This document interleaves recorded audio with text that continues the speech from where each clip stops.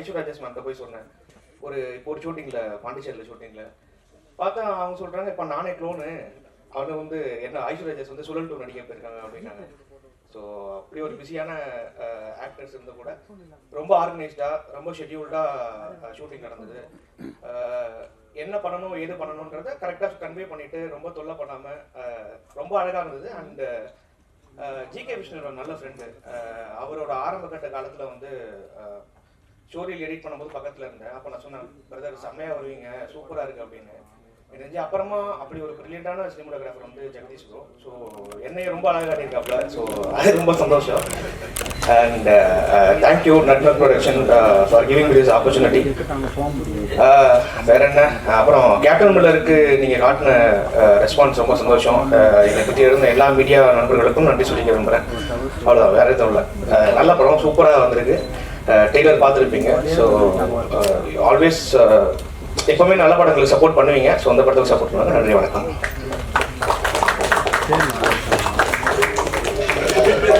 இந்த படத்தில் இன்னொரு உழைப்பாளி இருக்கிறார், எங்களுடைய கிரியேட்டிவ் ப்ரொடியூசர் நரேன் அவர்களை எங்களுடைய மேடை கிடைக்கிறோம்.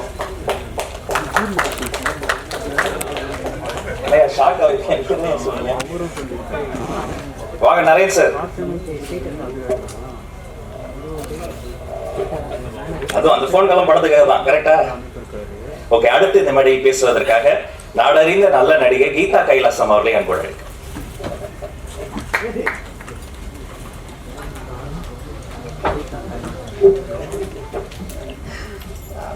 எல்லாருக்கும் வணக்கம். இந்த படத்தை பத்தி டைரக்டர் சொன்ன உடனே எனக்கு முதல்ல ரொம்ப மகிழ்ச்சியாக இருந்தது. ரோகிணி நம்மளோட நடிக்கிறோம் அப்படிங்கிற விஷயம்தான். ஸோ ரொம்ப எக்ஸைட்டடாக இருந்தது அவங்களோட நடிக்கிறோம் அப்படின்றது. அண்ட் ஆண் பெண் உறவுகளில் இருக்கக்கூடிய சில முக்கியமான விஷயங்கள் இந்த படத்தை ரொம்ப நல்லா பேசப்பட்டிருக்கிறதா நான் நினைக்கிறேன். முதல்ல கதை சொல்லும்பொழுதே எனக்கு அதுதான் ரொம்ப இம்ப்ரெசிவாக இருந்தது இந்த படத்தில். And very very happy I could share screen space with Aishwarya Rajesh, GV Prakash, and met wonderful people like Mahalakshmi, Nandini, and thanks Jagdish. Ilavarasu sir, thank you. உங்களோட ஒர்க் பண்ணுறது ரொம்ப நல்ல அனுபவமாக இருந்தது. And thank you everybody, thank you. நிறைய படைப்புகளுக்கு இவர்தான் முதல் உதாரணம். எழுத்தாளர் நடிகை ரோகிணி அவர்களை அழைக்கும்.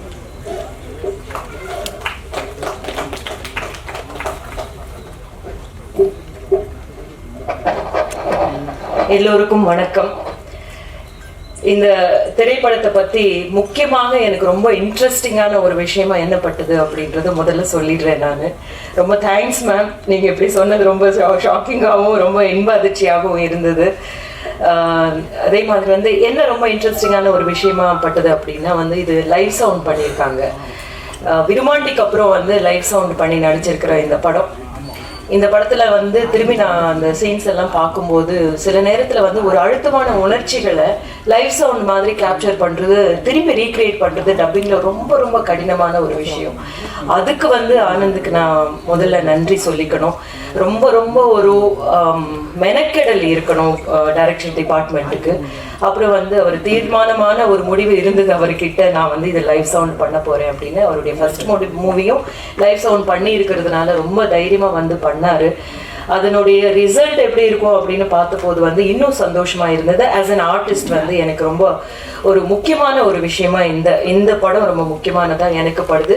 தமிழ் சினிமாவுக்கு கூட வந்து இது ஒரு முக்கியமான படமா எனக்கு படுது. என்னன்னா டெக்னிக்கல்லி வந்து இதுக்கு முன்னாடி பண்ணியிருந்தா கூட இதை தைரியமா முன்னுக்கு கொண்டு போகக்கூடிய இடத்துல யாருமே வரல. அப்படின்ற போது இந்த படம் பார்த்ததுக்கு அப்புறம் வந்து தைரியமா லைவ் சவுண்ட் பண்ணலாம் அப்படின்னு சொல்லி நிறைய டைரக்டர்ஸ் அண்ட் ப்ரொடியூசர்ஸும் முன்னுக்கு வருவாங்க அப்படின்னு நான் நினைக்கிறேன்.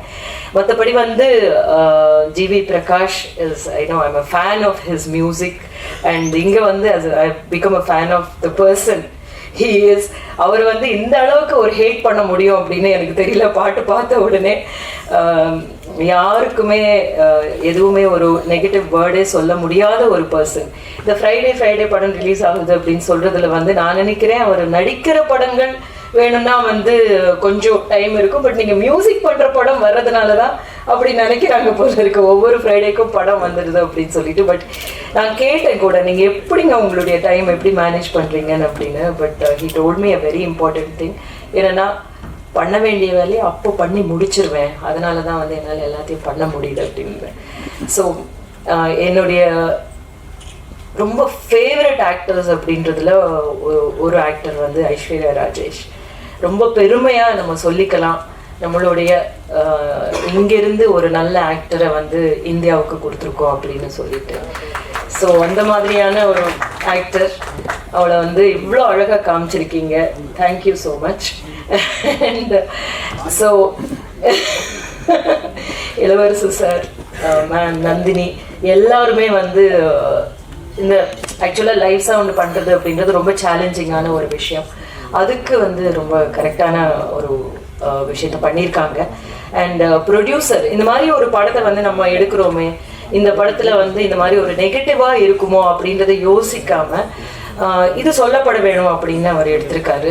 இதுக்கு மெனக்கெட்டு இருக்காரு. ஒவ்வொரு முறையுமே வந்து ஒரு ஸ்கெடியூலிங் பண்ணுறதா இருக்கட்டும், அதில் வந்து டைரக்ஷன் டீம்னுடைய மிகப்பெரிய ஒர்க்கை நான் பார்த்துருக்கேன். அவர்கிட்டயே நான் வந்து ஆனந்த் கிட்ட சொல்லியிருக்கேன், ரொம்ப நல்ல டீம் இருக்கு உங்ககிட்ட அப்படின்னு சொல்லிட்டு. ஸோ யா இந்த ஒரு பாடல் பார்த்த உடனே உங்களுக்கு புரிஞ்சிருக்கும் எந்த மாதிரியான ஒரு சில்லுன்ற காற்று மாதிரி இந்த ஒரு கோடை காலத்துல வரப்போகுது இந்த படம். எல்லாரும் பார்த்துட்டு நல்லா இருக்குன்னு தான் சொல்ல போறீங்க, இருந்தாலும் இன்னும் நல்லா எழுதுங்க. தேங்க்யூ.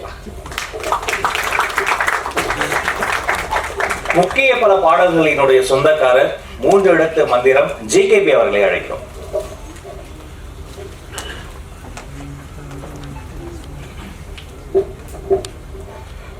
வந்திருக்க பத்திரிகை ஊழிய நண்பர்கள் எல்லாத்துக்கும் ரொம்ப தேங்க்ஸ். ஆக்சுவலி என்னன்னா இந்த படம் வந்து எனக்கு ரொம்ப முக்கியமான படம். என்னன்னா வந்து வாழ்க்கையில வந்து ரொம்ப ஒரு ஹஸ்பண்ட் அண்ட் ஒய்ஃப்குள்ள இருக்க டிஜிட்டலில் கவிதை எழுதி இருக்கக்கூடிய ஒருவர், இந்த படைப்பினுடைய கண்களாக இருக்கக்கூடிய ஒருவர், நம்முடைய director of photography mister Jagadish அவர்களை அன்போடு அழைக்கிறோம்.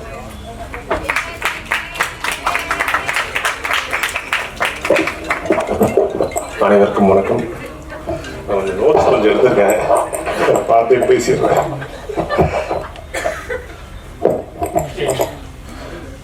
First Anand, thank you Anand. நான் 2 பேரும் ஃபர்ஸ்ட் 2 பேரும் சேர்ந்து தான் ட்ராவல் பண்ணோம். இது நாங்கள் ஆக்சுவலாக விஷுவலாக பார்க்கும்போது 2 பேர் அந்த ஜேர்னி வந்து ரொம்ப சந்தோஷமாக இருக்குது. ஆக்சுவலாக ஷார்ட் ஃபிலிம் டேஸ்லேருந்து 2 பேரும் ஒர்க் பண்ணி இந்த ட்ராவல் வந்து இன்னும் ரொம்ப நாள் போகணும்னு ஆசைப்பட்றேன். Thank you so much Anand.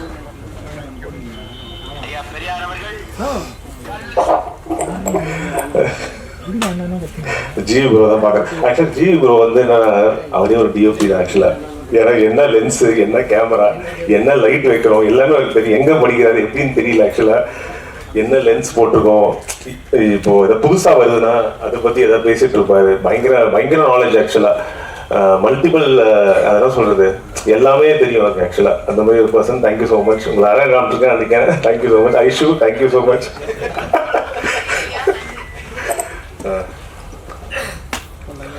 Singh sound பற்றி பேசினாங்க எல்லாரும்.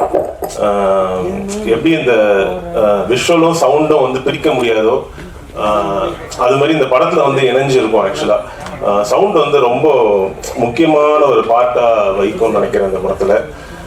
ரொம்ப நல்லா வந்திருக்கு சிங் சவுண்டு, பாருங்கள். அதே மாதிரி ப்ரொடக்ஷன் சைட்லேருந்து சார் ரொம்ப தேங்க்யூ ஸோ மச். இந்த மாதிரி கதையெல்லாம் ஃபஸ்ட்டு செலக்ட் பண்ணி ப்ரொடியூஸ் பண்ணுறதே ஒரு பெரிய விஷயம்.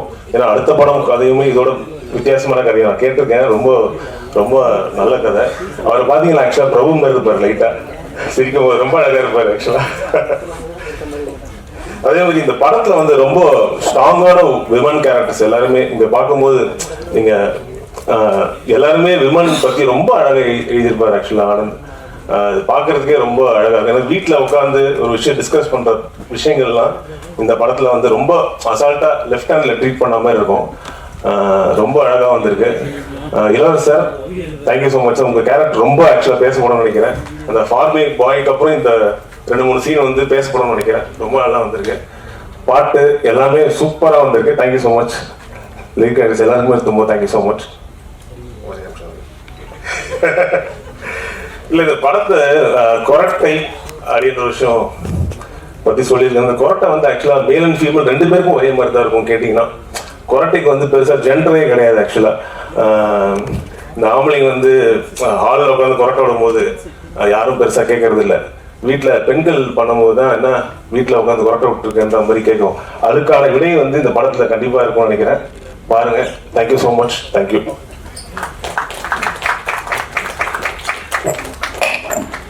நீண்ட பாரம்பரியம் கொண்டது தமிழ் சினிமா. சாமி படங்கள், சமூக படங்கள், குடும்ப படங்கள், தற்போது டிஜிட்டல் படங்கள் வரைக்கும் வந்துருச்சு. இந்த தமிழ் சினிமாவினுடைய ஒரு ஆவண காப்பகம், ஒளிப்பதிவாளர், நடிகர், எங்களுக்கு அண்ணன் இளவரசு அவர்களை அன்போடு மேடை கிடைக்கும். ஆவண காப்பாளர் நல்ல போஸ்ட். ஊடக நண்பர்கள் அனைவருக்கும் என்னுடைய மனமார்ந்த வணக்கம். மேடையில் இருக்கிற என்னுடைய சக கலைஞர்கள் எல்லாத்துக்கும் வணக்கம். தம்பி ஆனந்த் ரவிச்சந்திரன் ஃபர்ஸ்ட் இந்த ஸ்கிரிப்ட் சொல்லும்போது எப்போ பொதுவாக வந்து ஒரு ஊடகம், பார்வை, சினிமா அப்படின்னு இருக்கும்போது ஒரு டைரக்டர் ஒரு டிசைடிங் ஃபேக்டரில் இருக்கவங்க தங்களை நீதிபதிகளாக நியமிச்சுட்டு தான் ஒரு பார்வை இருக்கும் பொதுவாக. அது வந்து குறையாவோ விமர்சனமாக சொல்கிறாங்க. எஸ், நான் இப்படி பார்க்குறேன், மேலேருந்து பார்க்குறேன், இதெல்லாம் இப்படி தெரியுதுன்னு. பட் ஆனந்த ரவிச்சந்திரனோட கேரக்டர், அவரோட எமோஷனல் வரும்போது ஒரு அப்பா கேரக்டர் வந்து எனக்கு ரொம்ப நாள் ஆதங்கம் என்ன இருக்குன்னா, எதுக்கு இருக்கிற அந்த அப்பா எனக்கு தெரியாமல் நிறைய கேரக்டர் நடிச்சிருக்கேன். ஏன்னா காசு வேணும் இல்லை, எதுக்குடா அந்த கேரக்டர் இந்த படத்தில் இருக்குன்னே தெரியாமல் நடிச்சிருக்கேன். அப்போ நம்ம சொன்னோன்னா கொஞ்சம் சுவாரஸ்யம் குறைஞ்சிது. பட் திருப்பி எனக்கு ஒரு 1 ஹவரில் வந்து அந்த கேரக்டருக்கான இந்த என் கேரக்டரும் திருமதி கீதா அவங்களோட கேரக்டருக்குமான ஒரு உறவுமுறை வந்து ரொம்ப ரொம்ப சின்ன சின்ன விஷயங்களா சொன்னோன்னே எனக்கு கொஞ்சம் ஆர்வமாயிடுச்சு. இதுக்கு அப்போ அவர் சொல்லும்போது மைண்டில் ஒன்று ஏறினது. அப்போ 2 பேரும் சும்மா பேசிகிட்டு இருக்கும்போது ஒரு 25-26 வயசில் ஒரு வேலை கிடைக்கணும், படிக்கணும், வேலை கிடைக்கணும், நம்ம கற்பனை பண்ணி வச்சுக்கிற மாதிரி ஒரு காதலியோ அல்லது தோழியோ அல்லது மனைவியோ ஏதோ ஒன்று கிடைக்கணும்னு எல்லா ஆணுக்கும் ஆசை இருக்குது. ஆணாக இருக்கிறனால ஆண் பாயிண்ட் ஆஃப் வியூவில் பேசுகிறேன். காதலாக இருக்கிற வரைக்கும் சுவாரஸ்யம், மனைவி ஆனதுக்கப்புறம் சுவாரஸ்யம் மாறிடுது. ஏன்டான்னா பொருளியல் வாழ்க்கை வந்துடுது, தேவை இருக்குது, அதை பார்க்கணும், இதை பார்க்கணும், நிறைய டிபார்ட்மெண்ட் வந்துடும். லவ் இல்லாமல் ப்ராக்டிக்கல் லைஃப் ஸ்டார்ட் ஆகுது. அங்கே எமோஷனலாக, இன்டலெக்சுவலாக, சோஷியலாக, எக்கனாமிக்கலாக வர்ற பிரச்சனையை தாண்டி ப்ரெஷ் பண்ணிட்டு அந்த ப்ரெஷ்ஷை ஒழுங்காக எடுத்து வைக்கலைன்னா என்ன எடுத்த இடத்துல வைக்காம ஒரு மேனஸ் இல்லாமல் இருக்கானேன்னு மைண்டில் தோணுனா கூட அதை சொல்ல முடியாது. ஏன்னா புருஷன் தப்பாக நினச்சிப்பானோன்னு கொண்டாடி தண்ணி இப்படி சின்ன சின்ன விஷயங்கள் கூடும்போது, சிலருடைய பிஹேவியர் கூடும்போது, பிஹேவியர் இஷ்யூ இருக்குல்ல, அதுதான் இந்த படத்தோட கண்டென்ட்டாக ஆனந்த ரவிச்சந்திரன் சொன்னார். சின்ன விஷயம் தான், ஒருத்தர் விட்டு கொடுத்து போயிருக்கலாம் தான். ஆனால் அது எங்கே போய் நிற்கும், அது எவ்வளோ பெரிய மன வலியை ஏற்படுத்தும். மற்றவங்க பார்வையில் இருக்கும்போது பூரா பேர் நீதிபதியாகி நீ செஞ்சு தப்புன்னு மன உளைச்சலாக்கி சம்மந்தப்பட்டவங்களுக்கு என்னடா பிரச்சனை நமக்குள்ளன்னு தெரியாமல் போகிற அளவுக்கு இங்கே ஒரு சுற்றுச்சூழல் இருக்குது. ஒரு 30 வயசுலேருந்து 40 வயசுக்குள்ள ஆண் பெண்கள் உறவு முறையில் நிறையா என் கூட நடிக்கிற பசங்க, சின்ன பசங்க பார்க்குறேன். நிறைய நண்பர்கள் வீட்டு பிள்ளைகளை பார்க்கும்போது இந்த படத்தோட நிறைய ட்ராவல் ரிலேட்டடாக ட்ராவல் பண்ணிக்கிற முடிஞ்சது. அந்த வேலை ஒரு மெச்சூர்டு தம்பி, நீங்கள் வந்து ரொம்ப மெச்சூர்டான ஒரு சப்ஜெக்ட் எடுத்திருக்கீங்க. எல்லாருடைய சார்பாகவும் எனக்கு நான் உங்களுடைய வாழ்த்துக்களை தெரிவிக்கிறேன். என்னுடைய மனமார்ந்த நன்றி எனக்கு இந்த படத்தில் ஒரு வாய்ப்பு கொடுத்ததுக்கு. அதுக்கப்புறம் வந்து ப்ரொடியூசர்ஸ் வந்து எப்போ அந்த கதையை ஓகே பண்ணியிருப்பாங்க அப்படின்னு இப்போ தான் ப்ரொடியூசரை நான் பார்க்குறேன். கரெக்டான ஏஜில் கரெக்டான ஒரு எமோஷனை ஃபீல் பண்ணிருக்கீங்கன்னு நினைக்கிறேன். இது வந்து ஒரு சினிமா மூலமாக சொல்லப்பட வேண்டிய செய்தின்னு நினைக்கிறேன். சார் வெரி குட் தம்பி. அதுக்கப்புறம் வந்து ஊடகங்கள்ட்ட நான் வைக்கிற வேண்டுகோள், இப்போ வந்து போடுங்க அம்மா ஓட்டு, அந்த சின்னத்தை பார்த்து இந்த சின்னத்தை பார்த்துன்னு ஒரு செய்தி ஊடகங்கள் எல்லாமே வலுவாக வந்து ஏப்ரல் 19ஆம் தேதி வரைக்கும் வந்து முழுக்க வந்து அரசியல் போகும்போது இந்த படத்தை நரேன்ட்ட நான் பேசும்போது என்ன நரேன் 11ஆம் தேதி ரிலீஸ் பண்ணுறீங்க, இந்த மாதிரி இருக்கு. இல்லை சார், இது சிச்சுவேஷன் ப்ரெஷரைஸ்ட் அப்படின்னாரு. அது அந்த ஒரு வார்த்தைக்குள்ள எவ்வளோ பிரச்சனை இருக்குன்றது எனக்கு தெரியும் சார். நான் உங்கள் சார்பாக வெட்டி கேட்டுக்கிறது, எங்களுக்கு கொஞ்சம் இந்த படத்தை பற்றி உங்களுக்கு இந்த படத்தில் நேர்மை இருக்குது, நேர்மையான உழைப்பு இருக்குது, நேர்மையான எமோஷன் இருக்குது. இந்த இவ்வளோ பெரிய எலெக்ஷனுக்குள்ள நீங்கள் சப்போர்ட் பண்ணீங்கன்னா இது மக்களுடைய பிரச்சனையில் நிறைய அலசி ஆராய்ஞ்சிருக்கிற ஒரு உளவியலான ஒரு அப்ரோச் தான் அந்த படம். கொஞ்சம் சப்போர்ட் பண்ணுங்க. நல்லா இருந்தா இது வந்து வேண்டுகோளாக வைக்கிறது வந்து கொஞ்சம் கவனமாக பாருங்க அப்படிங்கிறது தான் என்னோட வேண்டுகோள். ப்ரொடக்ஷனுக்கு நான் வந்து சிங் சவுண்டை பற்றி ஜி பிரகாஷ்ட ஒரு வேண்டுகோள் வைக்கிறேன். நீங்களே மியூசிக் டைரக்டர், நீங்களே ஹீரோ. ஏன்னா ஒரு மலையாள படத்தில் வந்து இந்த மாதிரி ஒரு லைவ் சவுண்டு ஒரு போலீஸ் கேரக்டர் நான் ஒருத்தனை என்கவுண்டர் பண்ணி சொல்கிறாங்க. என்கவுண்டர் பண்ணி சொன்னதுக்கப்புறம் நான் என்ன ரியாக்ட் பண்ணுறேன்னு ஆடியன்ஸ் தெரியக்கூடாது. ஆனால் ஏதோ ஒன்று ரியாக்ட் பண்ணணும் போது சும்மா சேரில் உட்காந்துட்டு அந்த சவுண்டெலாம் வந்துருச்சு. எனக்கு ஒரே ஆச்சரியம், இந்த சவுண்ட்லாம் வந்திருக்குமா. டப்பிங் சின்ன சின்ன விஷயங்களை டப் பண்ணி போகும்போது படம் பிரமாதமாக இருக்குது. ரீரிகார்டிங்கோட படம் பார்த்தா பலவடிக்கும் அந்த படம் சினிமாவாகவே ஆயிடுச்சு. எதுக்காக அந்த லைஃப் சவுண்ட் போனோமோ அந்த கான்செப்ட் மிஸ் ஆயிடுச்சு. இதில் ஹீரோவும் அவரே, மியூசிக் டைரக்டர் அவரே, சவுண்ட் இன்ஜினியரிங் அவருக்கு தெரியும். ஸோ அந்த ஃபீல் மிஸ் ஆகாமல் பார்க்க இல்லை இருக்கட்டும். பட் அது ஒரு கண்ட டைரக்டர் நீங்கள் புரிஞ்சதுனால அந்த ஃபீல் போயிடாமல் இருக்குன்றது என்னோட வேண்டுகோள். ஏன்னா அது பெரிய ஏமாற்றம் ஆயிடுச்சு. ப்ரீமிக்ஸிங்கில் வந்து சவுண்டிங் போயிட்டு இந்த லைவ் டப்பிங்கோட ஃபீல் எல்லாம் போயிடுச்சு. அது மாதிரி இல்லாமல் இருக்கு. ஏன்னா அவ்வளோ பேர் நிறைய உழைச்சிருக்கு. அதனால தான் எல்லா ஹீரோட நடிச்சிட்டேன். அப்கமிங்கில் வந்து வர்ற ஹீரோ கூட நடிக்க முடியும் ஒரு சின்ன ஆதங்கம் இருந்தது. ஐஸ்வர்யா கூட நடிச்சிட்டேன், கனா 2 படம் நடிச்சிட்டேன். பட் ஜிவியோட நடிச்சதில்லை. இந்த படத்தில் ஒரு அவரோட கொஞ்சம் முறைச்சிக்கிற மாதிரியான ஒரு கேரக்டர், ஒரு நல்ல எக்ஸ்பீரியன்ஸு. தம்பி காளி வெங்கட் வரல, வந்தால் நல்லாயிருக்கும். ரோஹிணி மேம், பாடலாசிரியர்கள், ஆர்ட் டைரக்டர், முக்கியமாக ஜம்பி ஜெகதீஷ். இப்போ வர்ற தலைமுறை கேமராமேன்கள்கிட்ட வந்து ஒரு சின்ன படப்படப்பு டக்குன்னு கோவப்படுறதுலாம் இருக்கும், ஏன்னா இந்த மாதிரியான சுச்சுவேஷன். பட் அதெல்லாம் இல்லாமல் டைரக்டருக்கு வந்து ரொம்ப மாறலாம். ஒவ்வொரு ஷாட்டுக்கு நடுவில் சின்ன சின்ன டிஸ்கஸ் பண்ணிட்டு ரொம்ப மெச்சூர்டாக நீங்கள் டைரக்டரோட ஒர்க் பண்ணீங்க. நான் நிறைய அப்சர்வ் பண்ணி நம்பி இந்த கூட்டணி வந்து இன்னும் வெவ்வேறு ஸ்டைலில் போகணும். நல்ல என்னுடைய மனமார்ந்த வாழ்த்துக்கள். ஆர்ட் டைரக்டர் சார் வாழ்த்துக்கள். அப்துல் நன்றி. எல்லாருக்கும் என்னுடைய மனமார்ந்த நன்றி. எலெக்ஷன் நடுவில் எங்களை கொஞ்சம் தயவு செஞ்சு கண்டுக்கோங்க, இது என்னுடைய வேண்டுகோள். Thank you so much. படத்துக்காக பரப்புரையே செய்த அண்ணனுக்கு நன்றி.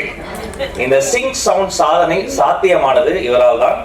ப்ரொடக்ஷன் சவுண்ட் மிக்சர் நல்ல நண்பர் மிஸ்டர் ராகவ் அவர்களை என் மூலம் அடைக்க அழைக்கிறோம்.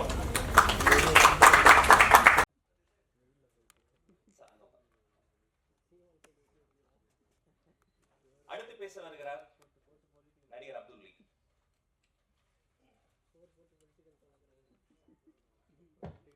வணக்கம். எனக்கு என்ன பேசுறதுன்னு தெரியல. ஒரு ரகசியம் வேணா சொல்கிறேன். ஜிவி பிரகாஷ் சார் யாரையும் சொல்லக்கூடாதுன்னு சொன்னார். அவருக்கு ஒரு 4 க்ளோன் இருக்குது. ஒன்று ஒரு படம் நடிக்குது, ஒரு மியூசிக்கு, ஒரு